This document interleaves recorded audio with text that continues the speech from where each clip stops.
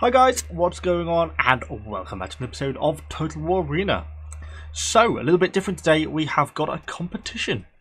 I've never actually done this before, this is the first for the channel. So, yeah, in short, Wargaming have given me a handful of codes. They gave me a week or two ago, it's actually just taken me a while to come up with an idea of what we're going to do and actually get the footage recorded and get something sorted. Vote for 500 gold each. So, I was thinking about what's the best way to do this and how to give them out, etc, etc, and I thought the most interesting thing might be to see what you guys' hopes are for the new faction. So, obviously we don't know when the new faction is coming, and we don't know what it's going to be, what sort of units it's going to have, etc, etc. But we know there's something on the horizon, and they've hinted that it's probably not going to be a million miles away before it's released. So I thought maybe let's hype a little bit and sort of see what we think it might be. So for me personally, I would really like to see Egypt brought into the game. I think that would open quite a few possibilities for different military units, because we could have that sort of combination of sort of Hellenic Egypt post Alexander the Great, which is probably a lot more sort of Greek in its military structure, and then we've sort of got sort of the more Pharaoh, that's quite the right word, late dynasty Egypt, with obviously a completely different military structure probably to the Hellenic Egypt, and I think it opens up quite a few different commanders in terms of maybe one of the Ptolemies, or one of the pharaohs from pre-dynasty, and I think it'd kind of be interesting. I did wonder whether I would like to see the introduction of chariots or not. I couldn't quite decide if I would. I think it would be quite hard to balance chariots. I don't know how what playstyle, how would you have them set as a unit, whether they're almost sort of a form of very heavy cavalry, or whether you give them any ranged ability at all, or you more just do sort of a cosmetic range ability, kind of like the javelin men on the top of elephants we have at the moment. So maybe they could perform sort of some sort of middling elephant role or something like that. I don't know, but I think it would be kind of interesting to introduce that possibility. But yeah, I'd be kind of interested to hear what you guys think, what factions you would like to see most come into the game as sort of the next faction, any specific generals you would like to see brought in for that faction, or any specific playstyles you'd like to see in terms of the tech tree. And then with those thoughts, I want you to put them in the comments down below. Let me know what you think. Yeah, detail it out, let me know the commanders, the faction, and what sort of units you'd like to see, and then I'll pick a handful of those best comments and I'll give you access to one of the codes, and it's just a free 500 gold.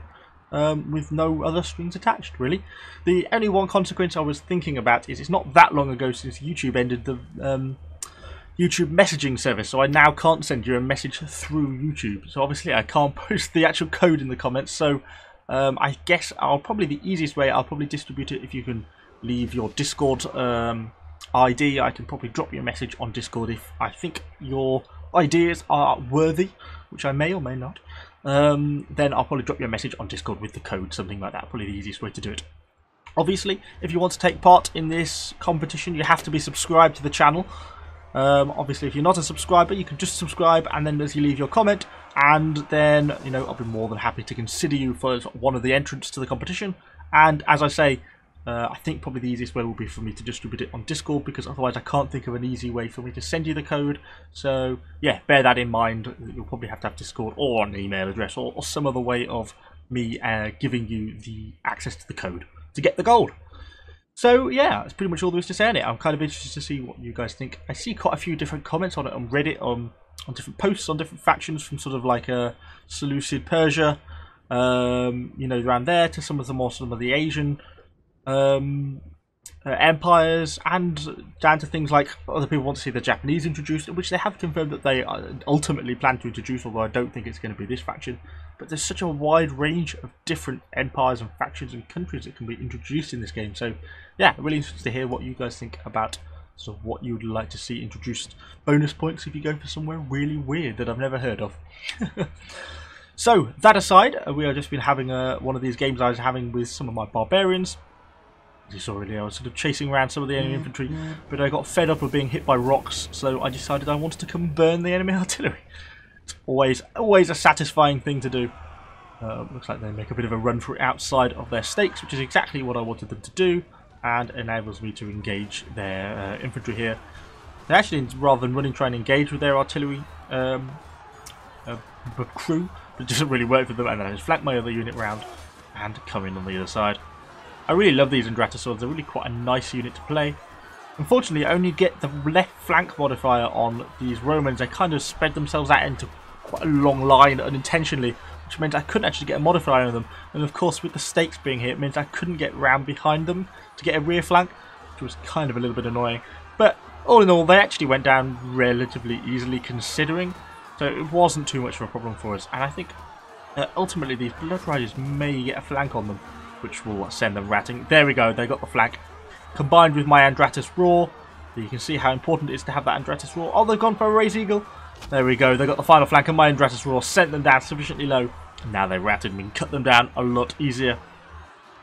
You see, there's really wide range in damages. We're struggling to actually apply that much damage with these guys because I haven't actually got the upgraded sword yet on these guys. So we're only doing sort of just above penetration sort of level damages because our weapon damage is really quite low, 221. Against what is a tier 8 Roman unit. Will I get to see the body armor before they rout? Body armor 192.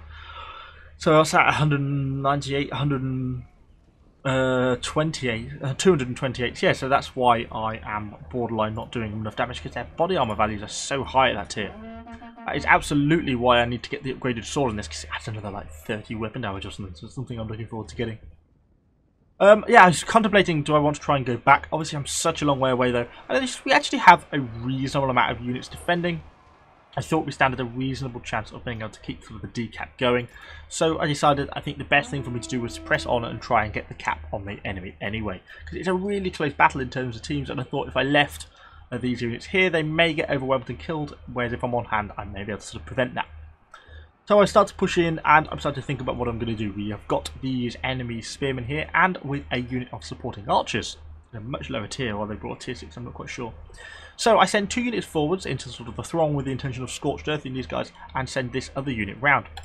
As I'm moving up, I do notice that our Miltiades pikes, kind of the worst option. I was a little bit slow. I wanted to actually go in, I wanted to force them into pike phalanx, because once they do, they become really slow.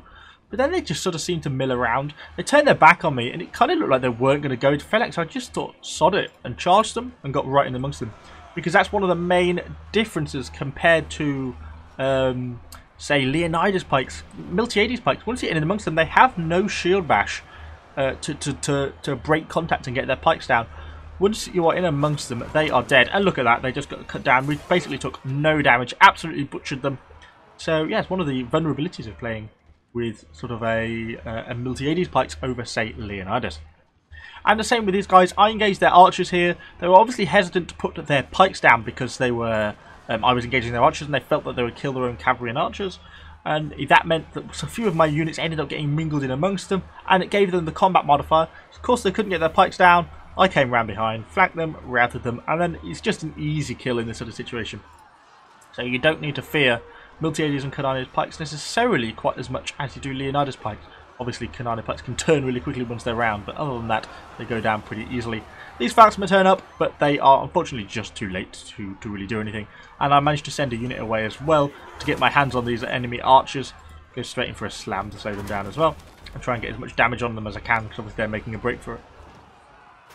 And there we go, we captured out their base as well. Gave us quite a nice little score. Good amount of aggression. And that's kind of why I just love these barbarians, that flexibility. I know I'm always banging on about sort of the movement speed and flexibility of them, but it just makes them such a lovely unit to play. If I can find them, where have they gone? Not Boudica, Vercingetorix. No, still Boudica, Vercingetorix. There we go. Yeah, they're just such a lovely unit to play. They're really versatile. Really nice to play. They get Slam, my favourite strike in the game.